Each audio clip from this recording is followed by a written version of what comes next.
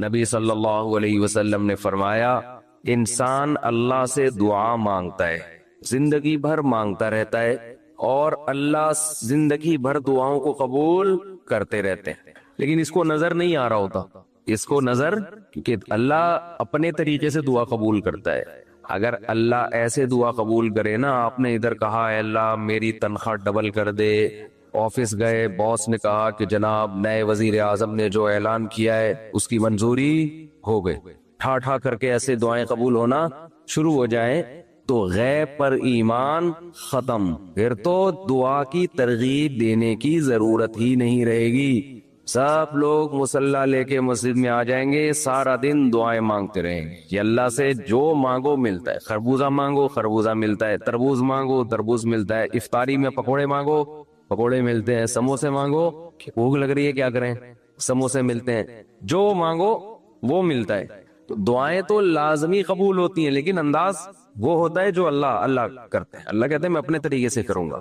اب اس کی بڑی لمبی چوڑی تفصیل ہے کہ کیسے قبول ہوتی ہے۔ بعض دفعہ جو چیز مانگ رہے ہیں اللہ وہی دے دیتا ہے آپ کو، بعض دفعہ اس کا متبادل دے دیتا ہے، آلٹرنیٹ دے دیتا ہے، بعض دفعہ نہ آلٹرنیٹ دیتا ہے نہ وہ چیز دیتا ہے۔ کوئی مصیبت آنے والی ہوتی ہے، اس دعا کی برکت سے اس مصیبت کو ٹال دیتا ہے۔ آپ اپنے بیٹے کے لیے بچے کے لیے دعا مانگ رہے ہیں اس کو ٹھیک کر دے، وہ ٹھیک نہیں ہوئی لیکن دوسری نے بیمار ہونا تھا، اللہ نے اس سے وبا کو ٹال دیا۔ تو جن کا غیب پر ایمان ہوتا ہے وہ تو مانگتے ہیں، اللہ سے مانگتے ہیں۔ پتا ہے بھائی یہ ہو نہیں سکتا کہ جس خدا نے کہا ہے کہ میرے سامنے ہاتھ اٹھاؤ، حدیث میں آتا ہے اللہ میں اتنی غیرت ہے کہ جب کوئی اللہ کے سامنے ہاتھ اٹھا کے مانگتا ہے تو اللہ کو خالی ہاتھ لوٹاتے ہوئے حیا آتی ہے۔ بڑے سیٹ کے پاس کوئی بھکاری جائے اور پیسے مانگے اور وہ اس کو دھتکار دے تو بھکاری کہے گا نا یار نام تو بڑا سنا تھا آپ کا، بڑے سخی ہو۔ تو اللہ کو حیا آتی ہے کہ ان ہاتھوں کو خالی لوٹائے، دیتا ہے لازمی۔ تبھی ہم نے اہل اللہ کو دیکھا ہے کہ مانگتے بہت ہیں، بڑی لمبی لمبی دعائیں مانگتے۔ لوگ ان کو بے وقوف سمجھتے ہیں کہ یار یہ ہر وقت مصلی پہ دعائیں مانگتے رہتے ہیں لمبی لمبی، ملتا تو کچھ ہے نہیں۔ انہیں پتا ہے کہ بہت ملتا ہے اللہ سے مانگنے سے، لیکن اللہ کا انداز ایسا ہوتا ہے کہ صرف وہ مانگیں جن کو غیب پر یقین ہے۔ یعقوب علیہ السلام ساری زندگی مانگتے رہے اللہ تعالیٰ سے، اس مانگنے کا بدلہ کیا ملا ہے؟ دوسرا بیٹا بھی اللہ نے چھین لیا۔ عجیب بات ہے یا نہیں ہے؟ پہلا بیٹا گم ہوا تو اللہ سے اس کے ملنے کی دعائیں مانگتے رہے۔ دعا کیا قبول ہو رہی ہے؟ قحط پڑ گیا، کھانے پینے سے بھی گئے، اس سے بڑی مشکل، راشن لینے کے لیے بھیجا مصر اپنے بیٹوں کو، تو دوسرا بیٹا بھی بولو گیا، وہ بھی بادشاہ نے رکھ لی۔ روتے روتے آنکھوں کی بینائی چلی گئی۔ آپ کی اولادیں آپ سے کیا کہنے لگی ہیں؟ تاللہ تفتأ تذکر یوسف، اللہ کی قسم آپ یوسف کو ابھی تک یاد رکھا ہوا ہے، حتی تکون حرضا او تکون من الہالکین، آپ کی جان نہ چلی جائے۔ تو زبان سے یہ نہیں کہا کہ میں اللہ سے مانگ مانگ کے تھک گیا ہوں لیکن اللہ دینے کے لیے تیار نہیں ہے، میرا تو دوسرا بیٹا بھی گیا۔ جب دوسرا بیٹا بھی گیا ہے نا، اس وقت یہ الفاظ کہیں کہ آنکھوں کی بینائی چلی گئی۔ گھر والے کہنے لگے کہ آپ کو ابھی تک یاد ہے کچھ چیزیں غیر اختیاری ہوتی ہیں، اپنے اختیار سے غم کو سوچنا یہ شریعت میں جائز نہیں ہے، لیکن کچھ چیزیں انسان کے اختیار میں نہیں ہوتی۔ وہ غم جو آپ کے اختیار میں نہیں ہے اس پہ آپ کو گناہ نہیں ملتا بلکہ صبر پہ ثواب ملتا ہے۔ شریعت میں حکم یہ ہے کہ غم کو بھول جاؤ، اس کو ایک ہی چیز کو لے کے مت بیٹھے رہو۔ لیکن حضرت یعقوب علیہ السلام کو اپنے بیٹے سے اتنی محبت ظاہر ہے اس بیٹے میں بہت ساری خصوصیات تھیں، وہ جانتے تھے کہ اللہ ان کو پیغمبر بنائے گا۔ حضرت عمر رضی اللہ تعالی عنہ کا قول ہے، فرماتے ہیں کہ مجھے اس بات کی پرواہ نہیں ہوتی کہ میری دعا قبول ہو رہی ہے کہ نہیں ہو رہی، مجھے اس کی فکر رہتی ہے کہ دعا مانگنے کی توفیق مل رہی ہے کہ نہیں مل رہی، کیونکہ اللہ جب ناراض ہوتا ہے نا کسی سے، مانگنے کی توفیق چھین لیتا ہے اللہ تعالیٰ، اور مانگنے کی توفیق دی ہوئی، اس کا مطلب اگر ناراض ہے بھی تو اتنا زیادہ نہیں ہے، تھوڑا بہت ہے، وہ تلافی چاہتا ہے کہ آپ کر لو۔ مانگنے کی توفیق ملنا اس کی علامت ہے کہ اللہ اگر ناراض بھی ہے تو بہت زیادہ نہیں روٹھا ہوا، بلکہ اس نے سوری کا آپشن دیا ہوا ہے کہ چلو مانگ کے اپنا منا لو مجھے، کسی بھی طریقے سے راضی کر لو.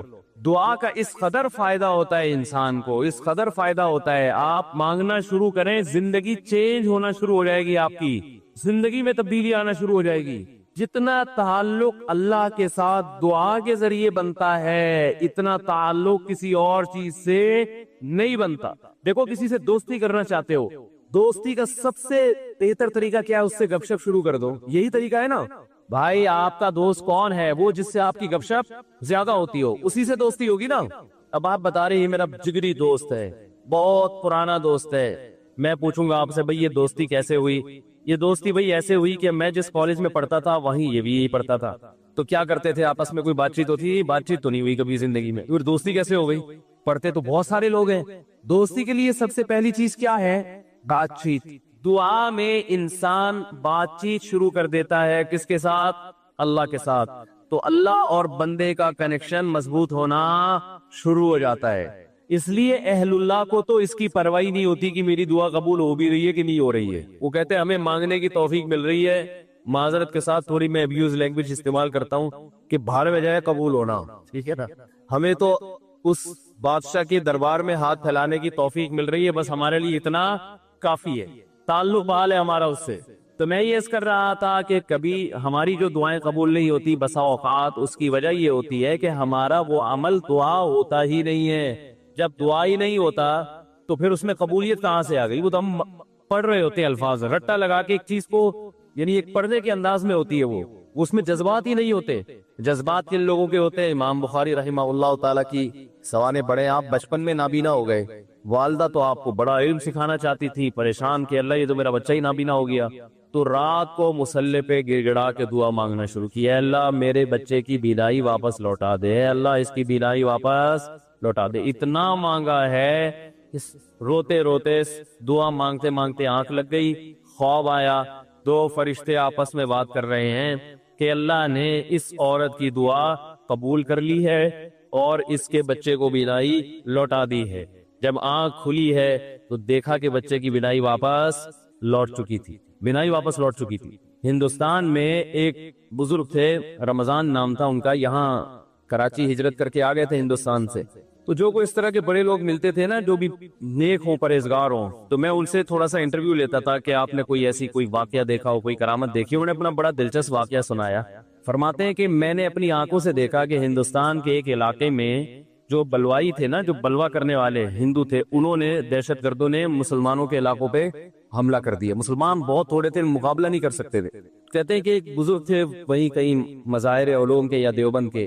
مقصد میرا یہ نہیں ہے کہ کوئی دیوبند کے علاوہ کوئی بزرگ نہیں ہوتا, وہ چونکہ واقعہ ان کا اس لیے, لوگ اس کو بھی کہتے ہیں کہ اپنے مسلک کو وہ کرنا ہے, وہ اتفاق سے تھے وہاں کے, تو اس لیے میں نے بولا. تو وہ مکان کی چھت پہ کھڑے ہو گئے اور اللہ سے دعا مانگنے لگے. بہت گڑ گڑا کے دعا مانگی انہوں نے کہ اللہ ان لوگوں کے شر سے ہمیں بچا لے. تو یہ جو واقعہ سنانے والے تھے نا, انہوں نے مجھے خود بتایا, کہتے میں نے اپنی آنکھوں سے دیکھا کہ گھوڑوں پہ آسمان سے فرشتے نازل ہو رہے ہیں اور ان کے ہاتھ میں بڑی بڑی راڈیں ہیں, گزن ہے, اور وہ زمین پہ نازل ہو کر انہوں نے ان بلوائیوں کے خلاف حملہ کر دیا, مارا ان کو. میں نے جب یہ واقعہ ایک دفعہ بیان کیا تو یوٹیوب پہ جب یہ واقعہ گیا تو اس علاقے کے جو مسلمان تھے ان کے کمنٹس آئے کہ یہ واقعہ یہاں پر ہوا ہے اور اس گاؤں میں ہوا ہے. نہیں آئی بات سمجھ میں؟ تو یہ کیا ہے؟ دعا مانگنے والے کی جو دعا ہے نا, اس میں طاقت تھی. وہ مانگ رہا تھا گڑ گڑا کے. آپ نے دیکھا ہوگا آج کل ہم نماز استسقا پڑھتے ہیں, بارش پھر بھی نہیں ہوتی. عموماً ایسا ہی چل رہا ہے, سسٹم جو چل رہا ہے نا, نماز استسقا پڑھ رہے ہیں, بارش نہیں ہو رہی, تو اللہ سے اچھی امید رکھتے ہیں کہ قبول ہوتی ہوں گی دعائیں. لیکن پہلے دعائیں نماز استسقا کی فوراً قبول ہوتی تھی اور ان کا ظاہر بھی قبول ہوتا تھا. یہ ہم نے بھی اپنے بڑوں سے بھی سنا. میری دادی نے, اللہ ان کی مغفرت کرے, خود بتایا. انہوں نے بتایا کہ ہندوستان میں جب بارشیں برسنا ختم ہو جاتی تھی تو مظاہر علوم سے, دیوبند سے علماء کی ایک جماعت نکلتی تھی, سہارنپور سے, اور عورتیں, بچے, مرد, بوڑھے سب ان کے ساتھ نکل کے میدان میں جاتے تھے. خود انہوں نے اپنا واقعہ سنایا. کہہ رہے ہم جاتے تھے میدان میں بوسیدہ کپڑے پہن کے. نماز استسقا میں یہی ہے نا کہ بوسیدہ کپڑے پہن کے جاؤ, اپنے مواشی کو بھی لے کر جاؤ اور شہر سے باہر جاؤ اور دھوپ میں اللہ سے گڑ گڑا کے دعائیں مانگو. تو کہتے ہم جب جایا کرتے تھے بارش کی دعا مانگنے کے لیے تو اتنا یقین ہوتا تھا کہ بارش ہوگی کہ تمبو ساتھ لے کر جاتے تھے کہ جب بارش ہوگی نا تو وہاں دیگیں پکیں گی اور کھانا کھایا بھی جائے گا, خوشی میں کھلایا بھی جائے گا. تو کھانے کا سامان گھر سے لے کر جایا کرتے تھے.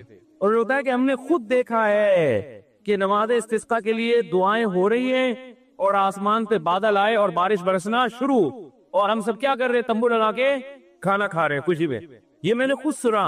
نمازی تھی ماشاءاللہ، پرہیزگار تھی، مولانا عبد الرحیم رائے پوری رحمۃ اللہ علیہ سے بیعت بھی تھی وہ. یہ اس لیے فضائل سنا رہا ہوں کہ بھائی امید ہے کہ انشاءاللہ جھوٹ نہیں بولا ہوگا انہوں نے.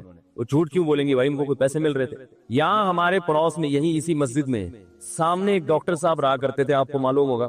یا ایک ڈاکٹر صاحب رہتے تھے نا سامنے والے گھر میں. ان کے والد صاحب بھی بوڑھے آدمی تھے. اللہ تعالیٰ اگر زندہ ہیں تو اور عمر میں برکت دے، انتقال ہو گیا تو اللہ ان کی مغفرت کرے. میرے سے بڑی گپ شپ تھی ان کی. مجھے بس یہ کہتے تھے آپ اتنے پتلے کیوں ہیں؟ اب کیوں میں تھوڑا موٹا ہو گیا، وہ بہت ہی پتلا تھا. کہہ رہے ہیں آپ مولوی ہو کے اتنے باریک سے کیوں ہیں؟ وہ ایسی گپ شپ میں مذاق کرتے تھے. تھے ہوتے ہیں کچھ زندہ دل قسم کے، لاہور کے تھے، پنجاب کے اصل. تو انہوں نے بھی، ان سے بھی گپ شپ ہوتی تھی. انہوں نے بھی ایسے، میں نے ان کو بتایا کہ ہماری دادی سے ہم نے سنا کہ وہاں ہندوستان میں جب جایا کرتے تھے نماز استسقاء کے لیے تو بارش ہو جاتی تھی. آپ نے کبھی ایسا دیکھا؟ انہوں نے کہا ہم نے خود اپنی آنکھوں سے دیکھا. انہوں نے اپنے 2 واقعات سنائے. ایک انڈیا کا، وہ انڈیا کے پنجاب سے ان کا تعلق تھا. کہنے لگے کہ ایک مرتبہ بارش رک گئی تو ہم بارش کے لیے یعنی دعا مانگنے کے لیے نماز استسقاء کے لیے گھر سے نکلے. سنت یہ ہے کہ نماز استسقاء میں آپ ایک تو آبادی سے دور جائیں، نمبر 2 تھوڑے بوسیدہ کپڑے پہن کے جائیں. سب جائیں، بچے بھی جائیں، عورتیں بھی جائیں، مرد بھی جائیں، بوڑھے بھی جائیں، سب لوگ جائیں. اور بہت لمبی دعا مانگی جائے، بہت اطمینان کے ساتھ دعا مانگی جائے. تو کہتے ہیں کہ ہم جب نکل کے جا رہے تھے تو ہندو یہ کہہ رہے تھے یہ موسلے بارش برسانے جا رہے ہیں. ہندوؤں کو اتنا یقین تھا، موسلے کہتے ہیں نا، موسلی ہندو زیادہ تر موسلے ہی کہتے ہیں مسلمان. تو کہہ رہے تھے کہ یہ کیا کرنے جا رہے ہیں؟ موسلے بارش برسوانے جا رہے ہیں. کہتے ہیں کہ جب گئے ہیں دعا مانگی ہے، انتہائی شدید گرمی. آج نماز استسقاء بھی ایئر کنڈیشن ہال میں ہوتی ہے. اور توبہ ووبہ کا تو کوئی تصور ہوتا ہی نہیں ہے، کوئی گناہوں سے توبہ بھی کرے.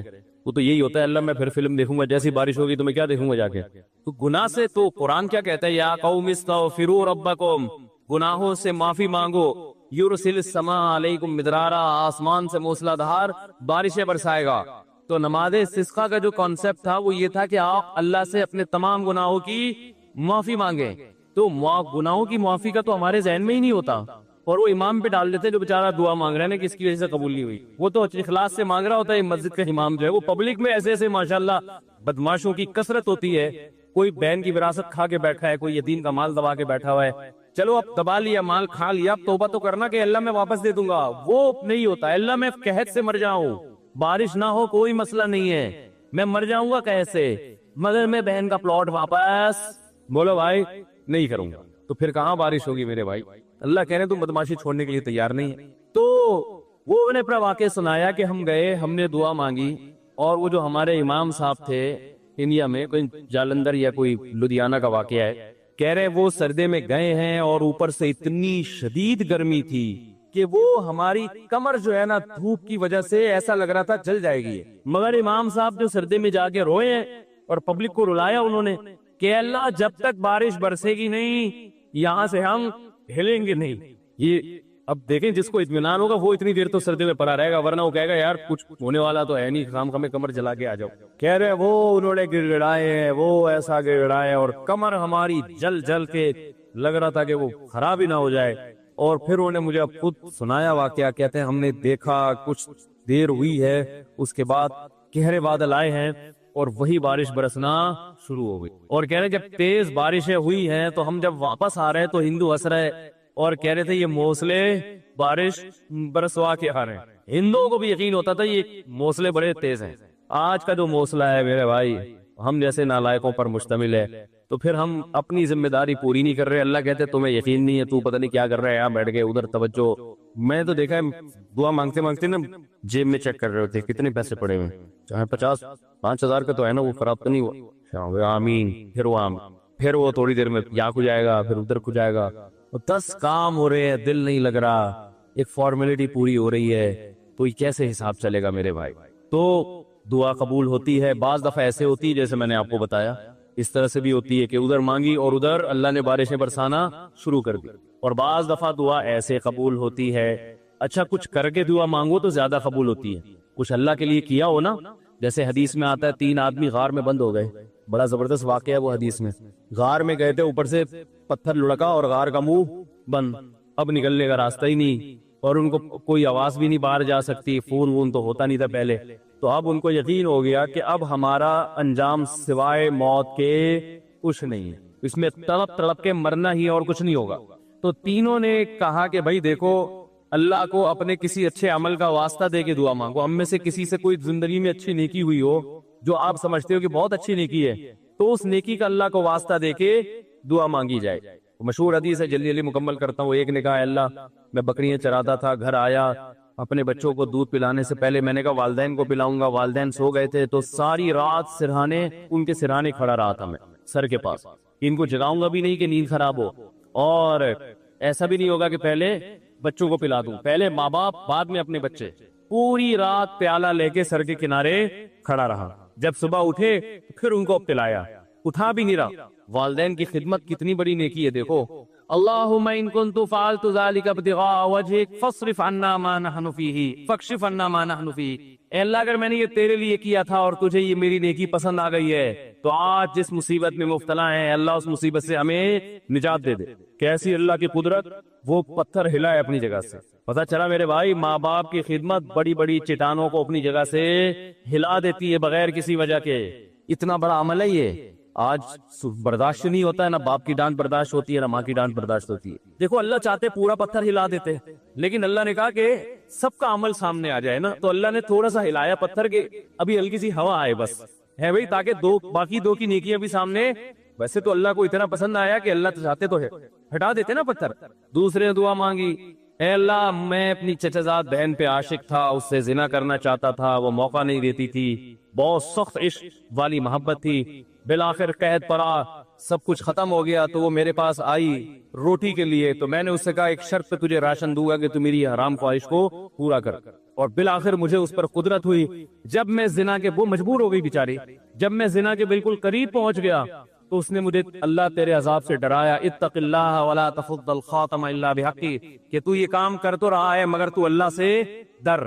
اللہ میں اس حالت میں کہ مجھے اس پر مکمل قدرت ہو چکی تھی اور میں عرصے سے تلاش میں تھا کہ یہ میری دسترس میں آئے، جب مجھے موقع ملا اور بالکل قریب پہنچ گیا زنا سے، تو اس نے مجھے تھا اللہ سے ڈر، تو اللہ میں تیرے خوف سے پیچھے ہٹ گیا۔ ان کنت فعلت ذلک ابتغاء وجہک، اے اللہ صرف تیرے لیے کیا تھا، اگر تو اس عمل کو قبول کرتا ہے تو آج جس مصیبت میں مبتلا ہے اس مصیبت سے ہمیں نجات دے دے۔ حدیث میں آتا ہے پتھر مزید تھوڑا سا لڑک گیا، اور کیا ہے کہ دھوپ بھی آنا شروع، ہوا بھی، لیکن ابھی نکل نہیں سکتے تھے کیونکہ اللہ تیسرے کا عمل بھی سامنے لانا چاہتا تھا۔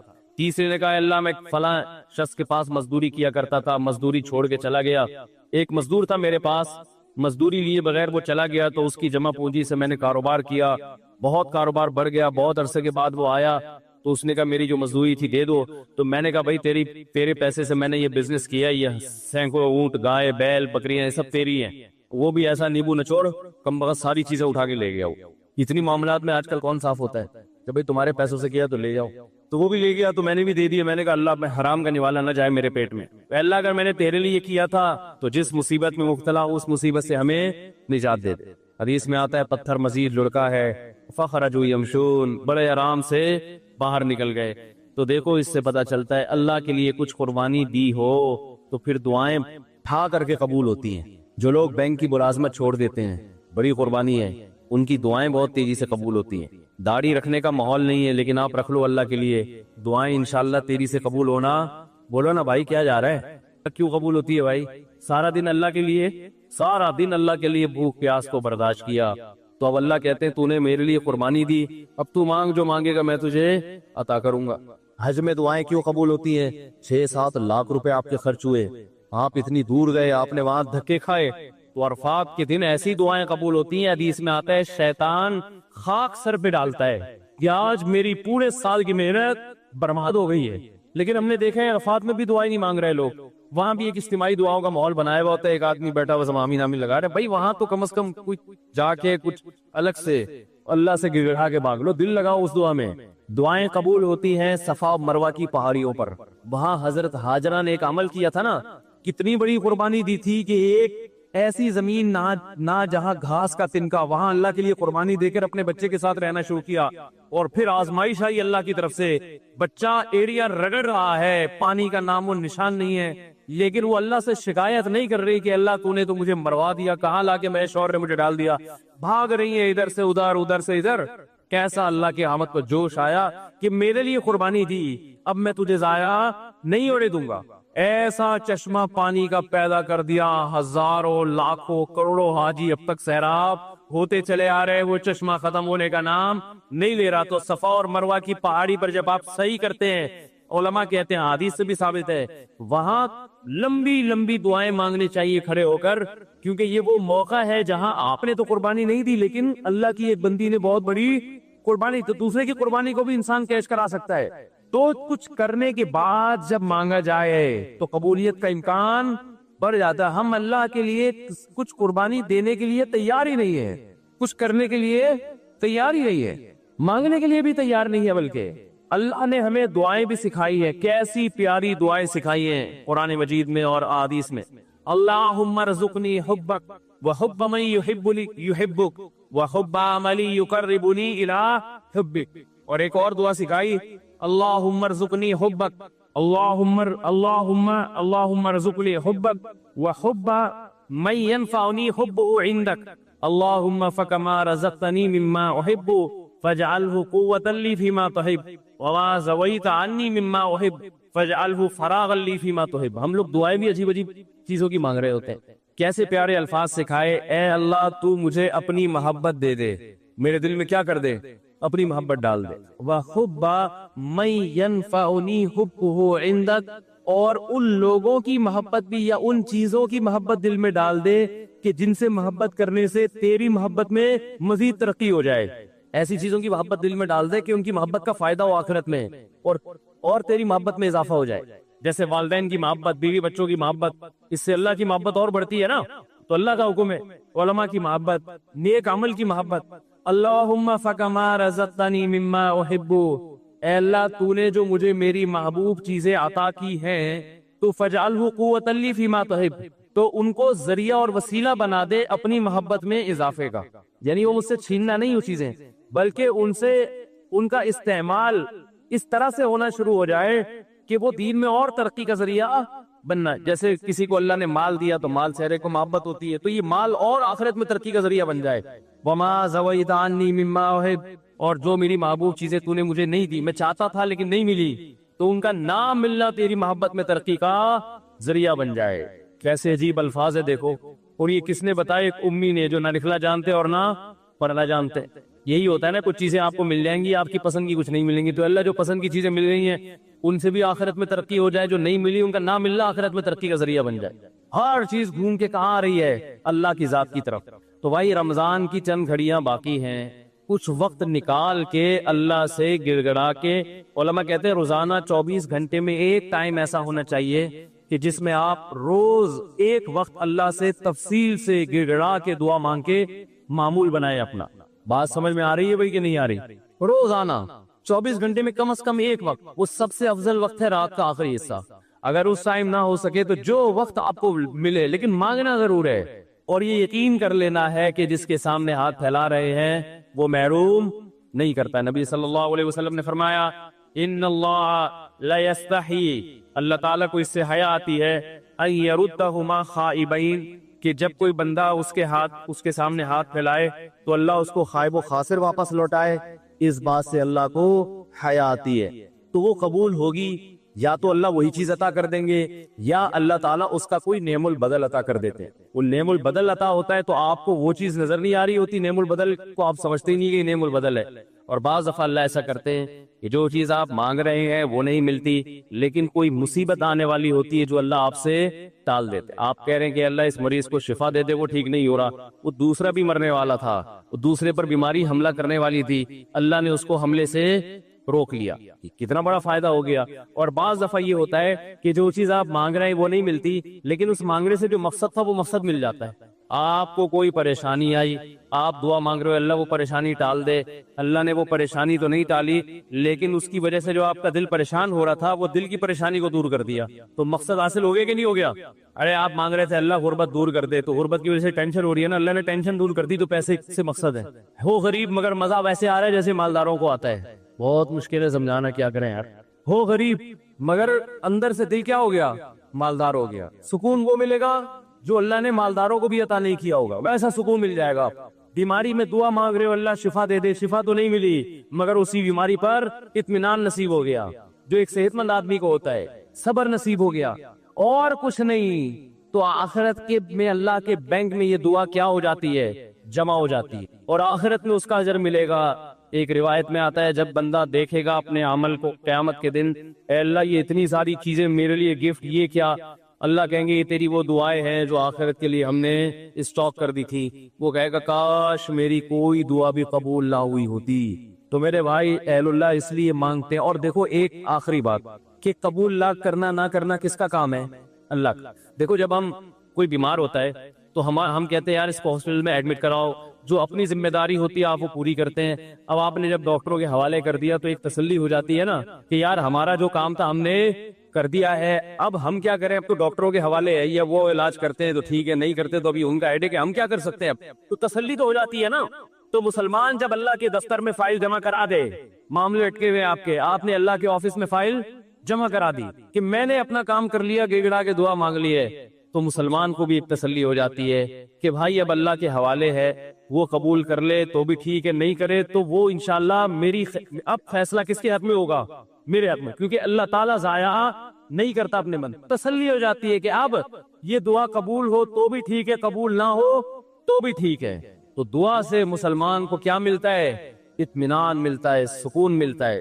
تو ادعوا ربکم تضرعا وخفیا، اللہ فرماتے ہیں چپکے سے مانگو اور عاجزی اور انکساری کے ساتھ مانگو. اللہ تعالیٰ سے دعا ہے کہ اللہ ہمیں دعاؤں کا مانگنے والا بنا دے. اور سب سے زیادہ پتہ ہے کیا مانگنا ہے رمضان میں؟ ہدایت کی دعا مانگنی ہے. میرے گناہ چھڑوا دے اللہ مجھ سے. لیلۃ القدر میں جو دعا ہے اللہم انک عفو تحب العفو فاعف عنا، اے اللہ معاف کر دے. تو کیا مطلب؟ کس چیز سے معاف؟ میرے گناہ معاف کر دے. تو مطلب یہ ہے کہ میں آئندہ نہیں کروں گا، معاف کر دے. ہم یہ دعا مانگ رہے ہوتے ہیں کہ اللہ کرتا تو رہوں گا میں موت تک لیکن تو معاف کر دے. تو ایسا نہیں ہوتا میرے، ایسا کریں گے تو کوئی بھی نہیں آئے گا نا. اب اللہ کی طرف کون آئے گا پھر؟ جب اسی طرح بدماشی میں ہی اللہ خوش ہے تو نہیں خوش ہوتا اللہ تعالیٰ سے. تو اللہ سے توبہ کی توفیق مانگی جائے. اے اللہ میں ان گناہوں کے دلدل میں پھنس چکا ہوں، تو مجھے اس دلدل سے نکال لے. تو یہ بھی زیادہ مانگنی چاہیے دعا. اللہ تعالیٰ ہماری تمام دعاؤں کو، حاجات کو پورا کرے. صحابہ سفر کے دوران اونچی آواز سے ذکر کر رہے تھے تو آپ صلی اللہ علیہ وسلم نے فرمایا تم کسی ایسی ذات کو نہیں پکارتے جو بہرا ہو، وہ تو سنتا ہے. لیکن ہم دیکھتے ہیں کہ بقرعید کے دنوں میں، ایام تشریق میں نمازوں کے بعد بلند آواز سے تکبیر کہلوائی جاتی ہے. اللہ اکبر لا الہ الا اللہ واللہ اکبر وللہ الحمد. یہ روٹین سے ہٹ کے اس سے کیا ہوتا ہے؟ جیسے ہی تکبیر کی صدائیں گونجتی ہیں ایک دم ہمیں احساس ہوتا ہے یہ کیا ہوئی، یہ کیا ہو رہا ہے. فوراً توجہ اللہ کی طرف جاتی ہے کہ بھئی اب اللہ نے کس طرح سے ذکر کرنے کا ہمیں حکم دیا ہے. اب اللہ کا حکم یہ ہے. اور یہ تکبیرات ہم فجر کو پڑھتے ہیں اور ایام تشریق میں یعنی 13 ذی الحجہ کی عصر میں جا کے ختم کرتے ہیں. حالانکہ قربانی کے ایام 3 ہیں، مسلسل بلند آواز سے ذکر کرتے ہیں. پھر اللہ تعالیٰ نے عبادت کا طریقہ بھی بقرعید کی ایام میں بدل دیا کہ اللہ کو یاد کرنے کا طریقہ یہ ہے کہ جانوروں کے گلے پہ چھری پھیرو. یہ بھی روٹین سے ہٹ کرے. عجیب ہی نوعیت کی عبادت ہے. لوگ جاتے ہیں جانور خریدتے ہیں، اسے لے کے آتے ہیں. غیر مسلم پوچھتے ہیں ابھی تمہیں کیا ہو گیا، ابھی تو اچھے بھلے تھے، تم کیوں بکروں کے گایوں کے پیچھے ہاتھ دھو کے پڑ گئے ہو؟ پورے سال تو ہم نے کبھی نہیں تمہیں ایسا کرتے ہوئے دیکھا. یہ ایک دم سے کیا سیزن آتا ہے اور ہر آدمی گائے لا رہا ہے، بکرے لا رہا ہے، جانور لا رہا ہے، گلیوں میں گھما رہا ہے اور اسے کاٹ کے کھا بھی رہا ہے اور کھلا بھی رہا ہے. غیر مسلم پوچھے گا بھائی یہ کیا ہو گیا، ہم کیا کہیں گے؟ بھائی یہ کس کا حکم ہے؟ اللہ کا. تو یہ اللہ کو یاد کرنے کے اللہ نے بہانے رکھے ہیں. حج میں کیا ہوتا ہے؟ بالکل ایک الگ نوعیت کی روٹین سے ہٹ کے آپ لاکھوں روپے خرچ کر کے بیت اللہ کی زیارت کے لیے جاتے ہیں، بیت اللہ کا طواف کرتے ہیں، کنکریاں مارتے ہیں. دنیا پوچھتی ہے ابھی کیا ہو گیا؟ بھائی اتنے روپے خرچ کر کے اس کام کے لیے آئے تھے، یہاں پتھر مارو گے اور اس گھر کا طواف کرو گے، اس پہ اتنا پیسہ خرچ کیا، اس سے کیا مل رہا ہے تمہیں؟ تو ہم جواب میں کیا کہتے ہیں؟ بھائی کس کا حکم ہے؟ اللہ کا. رمضان میں ایسے ہی ہوتا ہے. پورے سال ہماری ایک روٹین چلتی ہے، صبح اٹھیں گے، ناشتہ کریں گے، آفس جائیں گے، دوپہر کا کھانا کھائیں گے، پھر کچھ لوگ تھوڑی دیر آرام کرتے ہیں، کچھ نہیں کرتے، پھر چائے کا ٹائم ہے، پھر پان کا ٹائم ہے، پھر گٹکے کا، نسوار کا، سارا دن منہ چلتا ہی رہتا ہے. اس کے بعد جناب گھر آئیں گے، پھر رات کا کھانے میں کیا کھانا ہے، کھانا کھانا کھانا کھانا صبح سے لے کے شام تک. نارمل روٹین میں 6-7 گھنٹے کوئی انسان کھائے پیے بغیر رہ لے، کچھ بھی نہ کھائے، ایسا کہیں بھی نہیں ہوتا، پوری دنیا میں نہیں ہوتا. کچھ نہ کچھ تو انسان چکھ ہی لیتا ہے. 6 گھنٹے سے کچھ نہیں کھایا، چلو تھوڑی سی چینی اٹھا کے منہ میں رکھ لو، چلو 2 گھونٹ پانی کے ہی پی لو، ایسا ہی ہوتا ہے نا. چلو بھائی 2 نوالے، چلو دودھ کے دیگچی سے ڈھکن ہٹا کے 1 چمچ ملائی چاٹ لو. ہر آدمی کے الگ طریقے. کچھ بھی نہیں یار، آدھا کپ چائے پی لو، صبح سے چائے نہیں پی لو، کہہ رہے ہوتے ہیں نا. لیکن رمضان میں کیسی اللہ تعالیٰ روٹین چینج کراتے ہیں، ایک دم عالم اسلام میں ایک تہلکہ مچتا ہے. سحری تقریباً صبح 5 بجے بند ہو رہی ہے، تقریباً، اوپر نیچے. ایسا نہ ہو آپ ساری دنیا میں 5 بجے تک کھاتے رہے بیٹھ کے، مثال دے رہا ہوں. تو 5 بجے کے بعد 6 7 8 9 10 11، دوپہر 11 بجے 6 گھنٹے ہو گئے، آپ نے نہ کچھ کھایا اور نہ پیا. چلو 6 گھنٹے، 12 1 بج گیا اور 8 گھنٹے ہو گئے. نارمل دنوں میں ایسا نہیں ہوتا کہ 8 گھنٹے تک ایک نوالا بھی آپ نہ چکھیں. کوئی غیر مسلم آپ کے ساتھ ہو تو وہ کہے گا شاید اب یہ کھا لے گا کچھ. 8 گھنٹے، 1 بجے تک کتنا ٹائم ہوتا ہے؟ 8 گھنٹے ہوتے، شاید اب یہ کچھ 2 نوالے کھا لے. پھر وہ آپ کو دیکھ رہا ہے بھائی ابھی بھی نہیں کھا رہی. ویسے تو جائیدادیں کھا جاتا تھا ہے بھائی، جو چیز کھانے کی نہیں بھی ہوتی تھی وہ بھی کھاتا تھا. اور اب پتہ نہیں کیا ہو گیا اس کو. 1 بجے کے بعد پھر 2 بجے، 3 4، شام 5 بج گئے اور 12 گھنٹے ہو گئے. وہ حیران ہوگا یار ابھی بھی نہیں کھایا اس. پھر 6 بجے، پھر 7 جب بجے ہیں تو 14 گھنٹے ہو گئے. ہو سکتا ہے کوئی غیر مسلم آپ کے ساتھ ہو، دیکھے کہ بھئی آج شاید اس کو کھانا نہ ملا ہو، ایک دن برداشت کر لیا اس نے، 14 گھنٹے تک نہ کھایا اور نہ پیا. شاید کچھ شوگر لیول کم کرنا چاہتا ہو. یہ کسی ڈاکٹر نے مشورہ دیا ہو کہ آج تمہاری آنتوں میں کوئی سوزش ہے، کوئی پرابلم ہے، تو 14 گھنٹے تک مت کھاؤ. اس کے بعد آپ نے کھایا، وہ الگ بات ہے، پھر ایسا کھایا کہ پولیس بھی آپ کو نہیں روک سکتی. پھر کیا ہوا ہے کہ آپ سارا دن آپ نے روزہ رکھا. اس کے بعد غیر مسلم دیکھے گا کہ شاید اب ان کے مذہب میں نماز کی آج چھٹی ہوگی، کیونکہ انہوں نے نماز سے بڑھ کر محنت والا کام کر لیا ہے. لیکن وہ دیکھتا ہے کہ اب یہ عشاء کے بعد اور مزید لمبی لمبی رکعتیں پڑھنا شروع کرتے ہیں، جو پورے سال میں یہ عمل نہیں ہوتا. انہو یراک حین تقوم وتقلبک فی الساجدین. اے نبی جب آپ نماز کے لیے کھڑے ہوتے ہیں وہ اللہ آپ کو دیکھتا ہے، اور سجدہ کرنے والوں کے ساتھ الٹتا پلٹتا بھی آپ کو دیکھتا ہے اللہ. تراویح میں کیسے رکوع میں جا رہے ہیں، پھر قومہ میں جا رہے ہیں، پھر سجدے میں گر رہے ہیں، پھر سجدے سے بیٹھ رہے ہیں، پھر دوبارہ سجدے میں جا رہے ہیں، پھر کھڑے ہو رہے ہیں، پھر دوبارہ رکوع، پھر قومہ، پھر سجدہ، پھر سجدے سے. کوئی کھڑے ہو کر دیکھ رہا ہو جس نے کبھی یہ عبادت نہ دیکھی ہو، اس نے آپ سے بولا کوئی تنگ کرے تو مجھے بتانا، اور اسے پتا ہے کوئی نہ کوئی تنگ کر رہا ہے اس کو، آپ پھر بھی نہیں بتا رہے اس کو. وہ بلائے گا، بولے گا بھائی آپ کیوں نہیں بتا رہے؟ آپ کہتے ہیں بھائی کوئی مجھے تنگ کر رہا ہے تو میں برداشت کر رہا ہوں، اس لیے نہیں بتا رہا. اس پہ غصہ نہیں آئے گا اس کو. لیکن اگر آپ نے اس سے کہا کوئی مجھے تنگ کر رہا ہے، میں آپ کو اس لیے نہیں بتا رہا کہ مجھے پتا ہے کہ میرے جاننے والے ہیں، وہ مجھے بچا لیں گے، اس دادے کو غصہ آئے گا کہ میرے علاوہ کون اس محلے کا دادا ہے بھائی. آئے گا کہ نہیں آئے گا؟ تو اللہ کے سامنے ہم یہ بھی نہیں کہہ سکتے کہ اللہ یہ پریشانیاں مجھے تنگ کر ہی نہیں رہی ہیں، مجھے کوئی ٹینشن ہے ہی نہیں. یہ بھی نہیں کہہ سکتے. اس لیے نہیں کہہ سکتے کہ ہم انسان ہیں، مخلوق ہیں، اللہ کے ہاتھ میں سارے اسباب ہے. وہ جب پریشان کرنے پر آئے گا، وہ مصیبتیں دینے پر آئے، ہم میں سے کسی میں دم نہیں ہے کہ ان مصیبتوں کو اس کی توفیق کے بغیر برداشت کر لیں. یہ ممکن نہیں ہے. اور یہ بھی ممکن نہیں ہے اس کے علاوہ کوئی وہ مصیبتیں ہم سے دور کر دے. کتنی بڑی وعید ہے دعا نہ مانگنے پر.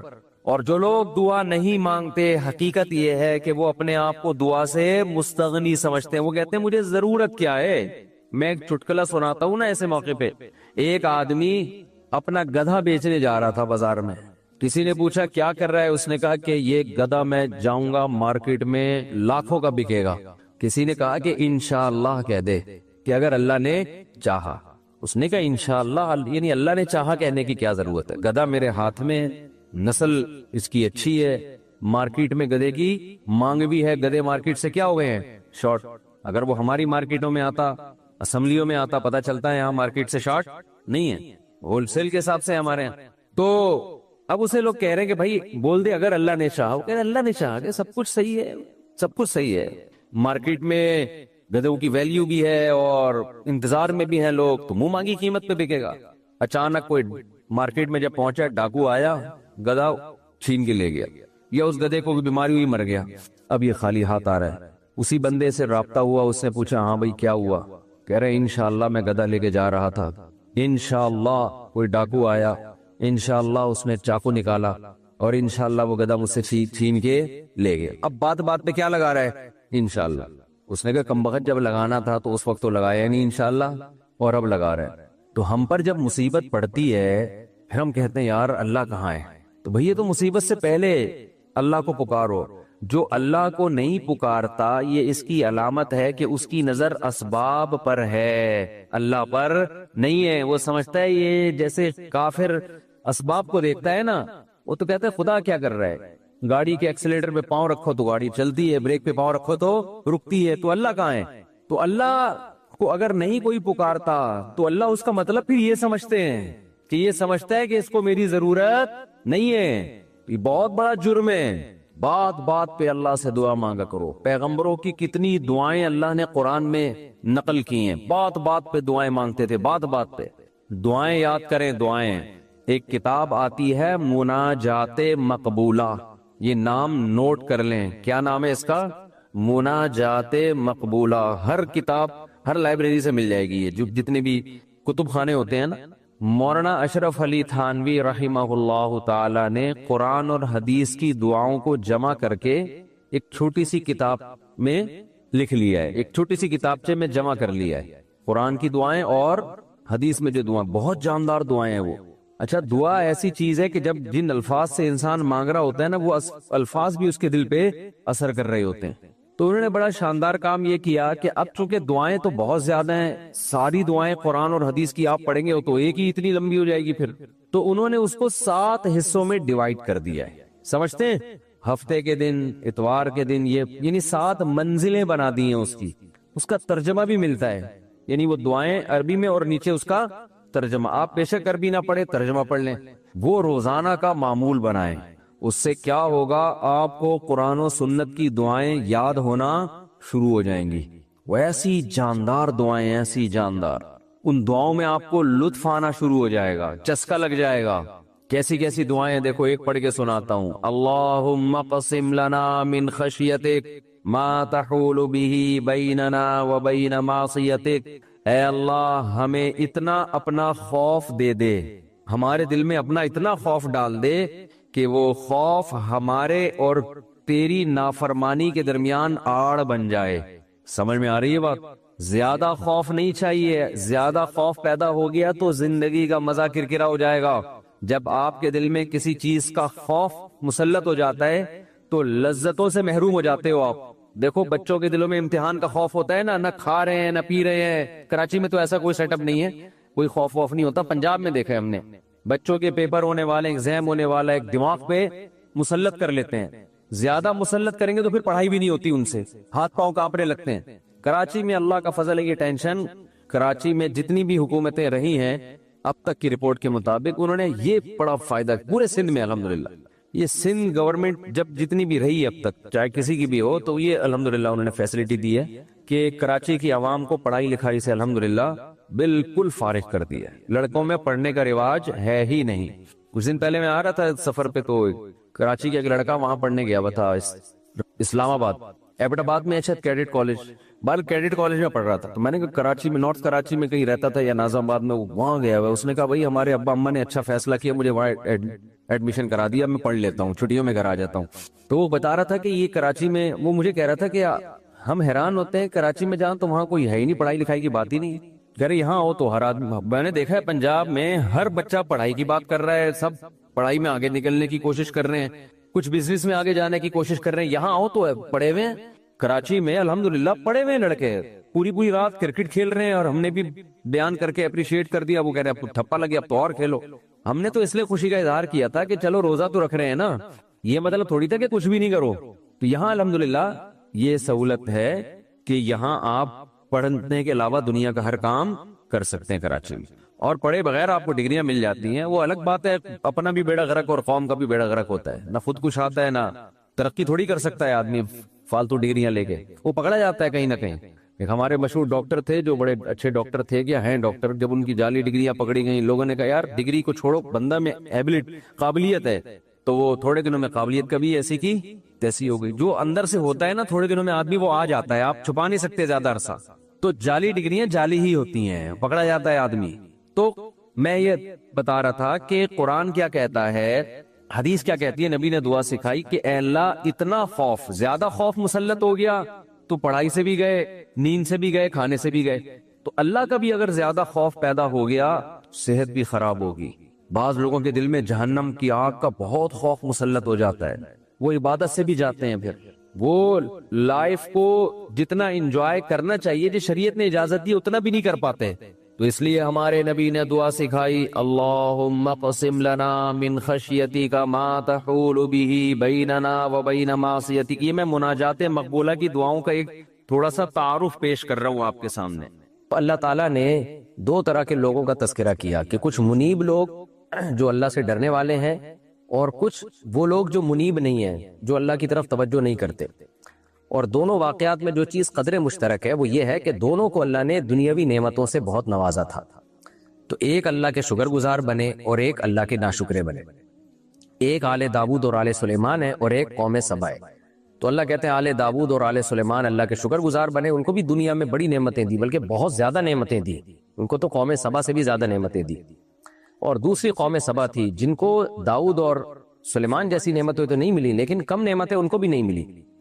تو داؤد اور سلیمان بے تحاشا نعمتوں میں بھی اللہ کو نہیں بھولے، اور قوم سبا وہ ان کی نسبت کم نعمتیں ملی لیکن اس میں بھی وہ اللہ کو بھول گئے اور ناشکری کی باتیں انہوں نے شروع کر دی۔ تو اب یہ دونوں کا واقعہ یہاں سے شروع ہو رہا ہے، پہلے داؤد علیہ السلام اور سلیمان علیہ السلام کا۔ اللہ فرماتے ہیں وَلَقَدْ آتَيْنَا دَاوُودَ مِنَّا فَضْلًا، البتہ تحقیق ہم نے داؤد کو اپنی طرف سے بہت فضل عطا کیا۔ وہ فضل میں روحانی برکتیں بھی تھیں اور مادی برکتیں بھی۔ تو روحانی برکتیں کیا تھیں؟ یا جبال اوبی معہ والطیر، اے پہاڑو تم داؤد کے ساتھ بار بار اللہ کی تسبیح بیان کرو، اور اے پرندو تم بھی۔ یہ روحانی برکت تھی، کیونکہ داؤد علیہ السلام جب اللہ کا ذکر کرتے نا تو پہاڑوں سے بھی لا الہ الا اللہ کی آوازیں آتی، اور پرندے جمع ہو کے اللہ کی تسبیح پڑھنا شروع کر دیتے۔ اور علماء نے لکھا ہے کہ یہ آوازیں سب مخلوق سنتی تھی، کیونکہ مطلق تسبیح تو وہ تو ویسے ہی پہاڑ اور پرندوں سے ثابت ہے۔ قرآن میں ہے وَإِن مِّن شَيْءٍ إِلَّا يُسَبِّحُ بِحَمْدِهِ، کہ دنیا کی ہر چیز اللہ کی حمد و ثنا کرتی ہے۔ تو وہ تسبیح تو پھر داؤد علیہ السلام کا خاصہ نہ ہوئی نا، تو یہاں الگ تسبیح مراد ہے، وہ یہ کہ پہاڑوں سے باقاعدہ اللہ کے ذکر کی آواز آتی تھی اور پرندوں سے بھی آواز آتی تھی۔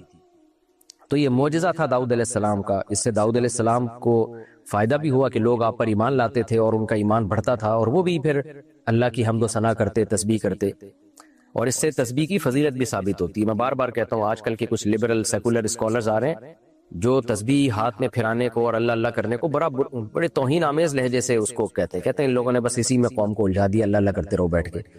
تو حالانکہ جو لوگ اللہ اللہ کرتے ہیں نا آگے کام بھی وہی کرتے ہیں، جن کو اللہ سے تعلق ہی نہیں ہے وہ آگے بھی کچھ نہیں کر پاتے، وہ صرف باتیں ہی کرتے ہیں بیٹھ کے۔ تو اس لیے اللہ کا ذکر کرنا، زبان سے اللہ کے نام کو بار بار دہرانا، اس کی اسلام میں بہت فضیلت ہے۔ آگے اللہ نے جو مادی برکتیں عطا فرمائی ان کا تذکرہ ہے، وَأَلَنَّا لَهُ الْحَدِيدَ، فرمایا ہم نے لوہے کو ان کے لیے پگھلا دیا تھا، لوہا پگھلا دیا۔ لوہا ان کے ہاتھ میں نرم ہو جاتا تھا، جہاں چاہے اس کو موڑ لیا کرتے تھے۔ کیوں پگھلا دیا؟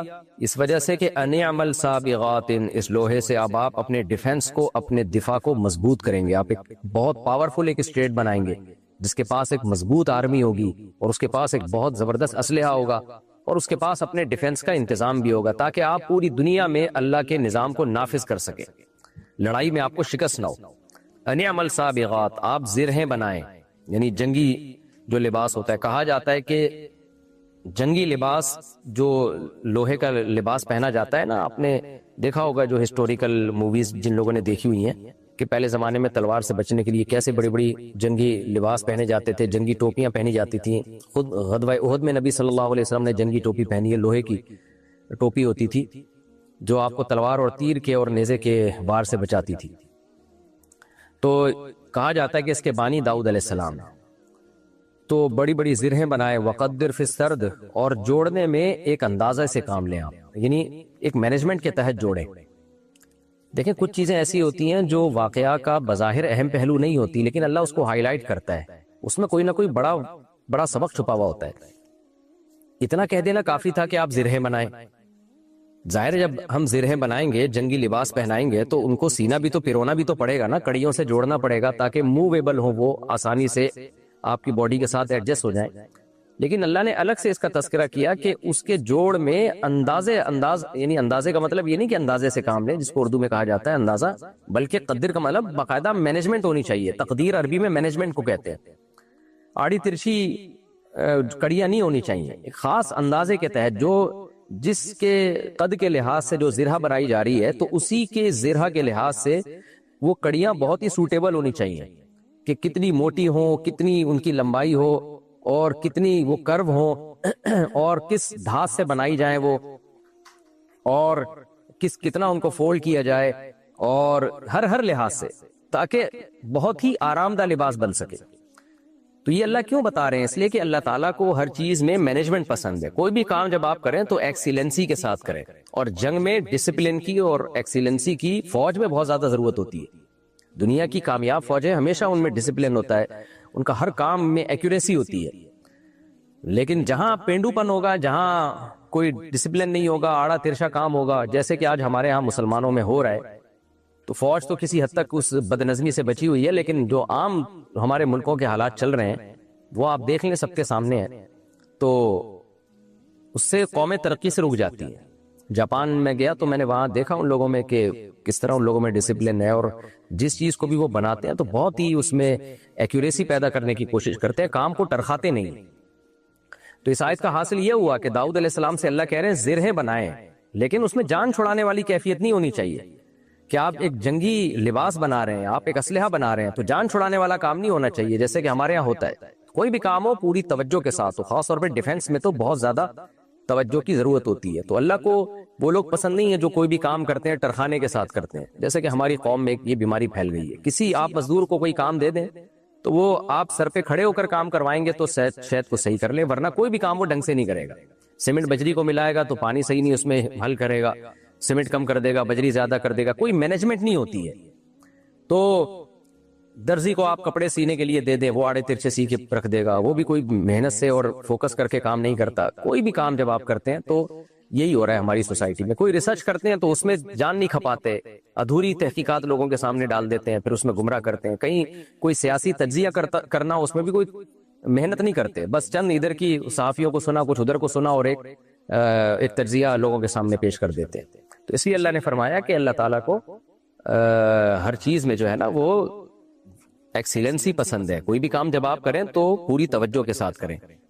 تو وقدر فی السرد، اے داؤد آپ ان کڑیوں کو جوڑنے میں خوب مینجمنٹ سے کام لیں. وَعْمَلُوا صَالِحًا، اور عمل بھی آپ اچھا کریں.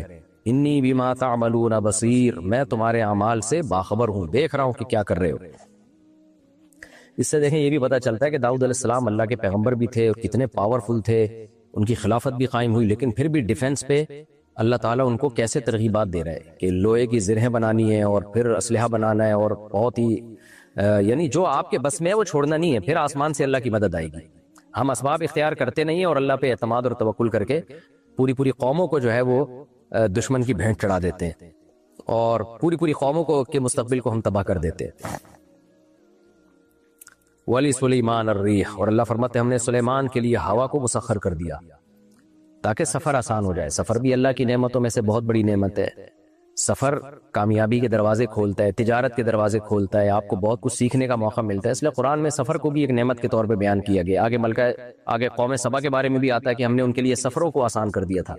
کیونکہ سفر آسان ہونے سے بہت کچھ انسان کو سیکھنے کو ملتا ہے. ولی سلیمان الریح، اور ہم نے سلیمان کے لیے ہوا کو مسخر کر دیا.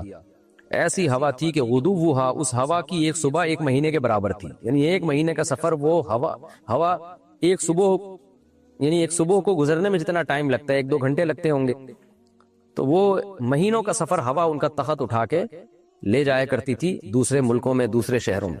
وَرَوَاحُهَا شَهْرٌ، اس ہوا کی ایک شام بھی ایک مہینے کے برابر تھی. وَأَصَلْنَا لَهُ عَيْنَ الْقِطْرِ، اور جیسے داؤد علیہ السلام کے لیے لوہا نرم کیا تھا تو ہم نے تانبا جو ہے وہ سلیمان علیہ السلام کے لیے اس کا چشمہ چلا دیا.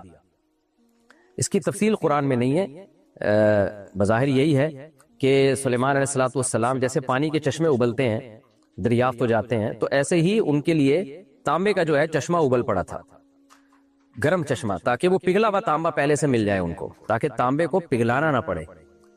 تو کیونکہ تانبا زمین سے نکلتا ہے ٹھوس کنڈیشن میں، تو کہیں کھدائی ہوئی ہوگی سلیمان السلام کے دور میں، کوشش کی ہوگی انہوں نے، تو اللہ نے کوئی ایسا چشمہ دریافت کروا دیا کہ وہاں پگھلا ہوا تانبا، یعنی ٹیمپریچر بہت زیادہ ہوگا زمین کا اس جگہ، تو وہاں پگھلا ہوا تانبا دریافت ہو گیا.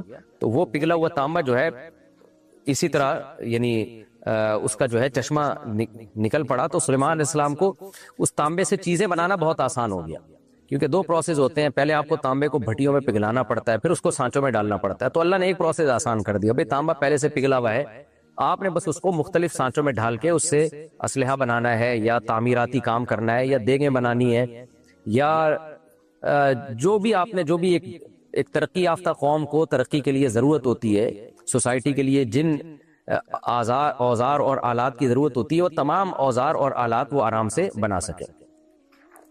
فرمایا وَمِنَ الْجِنِّ، اور جنات میں سے بھی ہم نے بعض کو مسخر کیا. اس سے پتہ چلتا ہے سارے جنات مسخر نہیں تھے، اور اگر سارے مسخر بھی تھے تو کام میں سب کو نہیں لگایا تھا انہوں نے. جن بھی ایسے تھے مَن يَعْمَلُ بَيْنَ يَدَيْهِ، جو ان کے سامنے، ان کی نگاہوں کے سامنے کام کرتے رہتے تھے، بِإِذْنِ رَبِّهِ، اپنے رب کے حکم سے. یعنی اللہ نے ان کو سلیمان کے تابع بنا دیا تھا. اور آج عاملین کہتے ہیں ہم نے جن کو اپنے قابو میں لے لیا ہے. تو وہاں بھی اللہ کہہ رہے ہیں میں نے جن کو سلیمان کے قابو میں دیا. تو جب سلیمان علیہ السلام نے خود سے قابو میں نہیں کیا تو یہ آج کل کے عاملین کہاں سے جنات کو قابو میں کر سکتے ہیں. وَمَن يَزِغْ مِنْهُمْ عَنْ أَمْرِنَا، اور ہم نے یہ اعلان کیا ہوا تھا کہ جو جن بھی ہمارے حکم سے اعراض کرے گا، یعنی سلیمان کی اطاعت نہیں کرے گا، نُذِقْهُ مِنْ عَذَابِ السَّعِيرِ، آخرت میں اس کو بھڑکتی ہوئی آگ میں داخل کریں گے. یعنی اس کو اس کی مذہبی ذمہ داری تھی کہ وہ سلیمان علیہ السلام کی اطاعت کرے. پھر وہ جنات کرتے کیا تھے بھائی؟ یعملون لہ ما یشاء، جو کچھ چاہتے سلیمان علیہ السلام، جنات وہ کام کیا کرتے تھے، وہ چیزیں بنایا کرتے تھے. سلیمان علیہ السلام کیا کیا بنوایا کرتے تھے ان میں سے چند چیزوں کا اللہ نے ذکر کیا. کیونکہ سلیمان علیہ السلام کی حکومت تھی ایک اسٹیبل گورنمنٹ کے لیے، ایک پاورفل گورنمنٹ کے لیے سب سے پہلے ایک اسٹیبل آرمی کی ضرورت ہوتی ہے، اور آرمی کی بیسک ضرورات کو پورا کرنے کی ضرورت ہوتی ہے. تو بہت بڑی فوج تھی، تو اس لیے سلیمان علیہ السلام ان کے ذریعے کیا بناتے؟ من محاریب، بڑے بڑے محلات بناتے تھے. وہ محلات قلعے بھی ہو سکتے ہیں جہاں اپنی فوج کو محفوظ رکھ سکیں، اور وہ محلات بلڈنگیں بھی ہو سکتی ہیں کسی بھی ضرورت کے لیے. تو اب وہ ضرورت کا اللہ نے بیان نہیں کیا، لیکن ظاہر ہے جب کوئی آپ مضبوط ریاست بناتے ہیں تو یہ ساری چیزیں، دفاتر بھی ہو سکتے ہیں وہ، تو مضبوط عمارتیں بنایا کرتے تھے. وَتَمَاثِيلَ، اور تصویریں. اب تمثال کا لفظ مطلق تصویر کو کہتے ہیں، کسی بھی چیز کو دیکھ کے جب آپ کاپی کر کے اس جیسی شبیہ بناتے ہیں اس کو تمثال کہتے ہیں، چاہے وہ جسم والی ہو یا دیوار پر ہو. تو اب بعض حضرات اس طرف گئے ہیں کہ یہ جاندار تصویر تھی، بعض اس طرف گئے ہیں بے جان تصویر تھی. تو خوب سمجھ لیں کہ تمثال جاندار تصویر کو نہیں کہتے، مطلق تصویر کو کہتے ہیں، چاہے وہ جاندار کے چہرے کی ہو یا بے جان چیزوں کی ہو. تو یہ جو بعض لوگوں نے اس سے استدلال کیا نا کہ تصویر سازی اسلام میں جائز ہے، یہ استدلال بالکل غلط ہے، اس لیے کہ تمثال کا اطلاق مطلق تصویر پر ہوتا ہے. تو اس میں جاندار کی تصویر بھی داخل ہو سکتی ہے، بے جان بھی. تو ہمیں حدیث سے پتہ چلتا ہے کہ تصویر حرام ہے. تو اس سے پتہ چلتا ہے کہ یہ تصویر ظاہر سلیمان علیہ السلام حرام کام کیوں کریں گے. تو اس سے پتہ چلتا ہے کہ بے جان چیزوں کی تصویریں تھیں. اس کا مقصد کیا ہوتا تھا؟ کسی چیز میں خوبصورتی پیدا کرنا، حسن پیدا کرنا، یعنی زینت بھی اسلام میں جائز ہے نا. تو ایسی تصویریں بنایا کرتے تھے درختوں کی، اور مختلف یادگار کی طور پہ کوئی تصویریں ہوتی ہوں گی، وہ تصویریں بنایا کرتے تھے. اس میں کیا حکمت تھی قرآن نے بیان نہیں کیا. زینت بھی مقصود ہو سکتی ہے، جب آپ پینٹنگ کرتے ہیں تو اس سے دیواروں میں، پردوں میں ایک زینت پیدا ہو جاتی ہے. تو کوئی بھی تصویریں تھی وہ بہرحال بنایا کرتے تھے. اور بعض علماء اس کے قائل ہیں کہ بھئی ہو سکتا ہے یہ جاندار کی تصویریں، اور ہو سکتا ہے اس وقت اس امت میں تصویر سازی حرام نہ ہو، ہماری امت میں تصویر سازی کو حرام قرار دیا. تو یہ جواب بھی دیا گیا ہے، لیکن یہ تھوڑا کمزور جواب ہے، اس لیے کہ ہم اگر پچھلی کتابیں دیکھتے ہیں تو اور تاریخ اٹھا کے دیکھتے ہیں تو ہمیں بہت سارے قرائن ملتے ہیں کہ تصویر سازی صرف اسلام میں حرام نہیں ہے، تمام آسمانی مذہبوں میں تصویر سازی حرام رہی ہے۔